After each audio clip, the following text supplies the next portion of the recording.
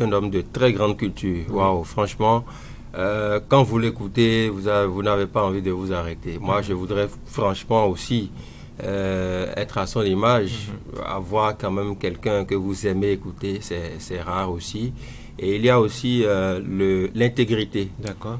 L'intégrité parce qu'il y a quand même des personnes qui ont partagé son intimité en griffe avec lui et qui ont témoigné de ce qu'il était intègre et qu'à un moment donné, il y a eu sur son parcours des tentatives, voilà, pour le corrompre à ci ou à ça, mais il a gardé son intégrité, il a opposé une fin de non-recevoir à ces promesses mirobolantes qui lui avaient été faites pour, voilà, compromettre son élan ou son idéologie. Donc je pense que ce sont quand même des valeurs que nous devons de cultiver parce qu'aujourd'hui tout ceci a déserté le forum, donc ce n'est pas du tout bien. Je pense que franchement il a marqué son temps par sa plume, par sa grande culture, étant entendu qu'il est écrivain bien sûr et qu'il lisait beaucoup. Et donc je finirai en disant qu'il a quand même cette positivité aussi parce que Cap FM, vous savez que c'est le centre africain de la pensée positive.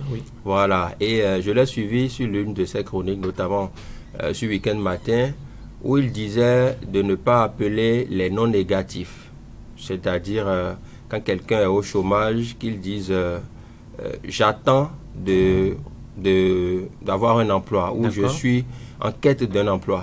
Mais on ne dit pas je suis au chômage. En fait, il avait donné un enseignement que j'ai suivi qui m'a tellement édifié et qui montre que le verbe a un pouvoir et de ce que nous disons viennent la force et la conviction de tout ce qui s'ensuit. Donc, et justement quelqu'un a dit qu'il était un semeur d'espérance.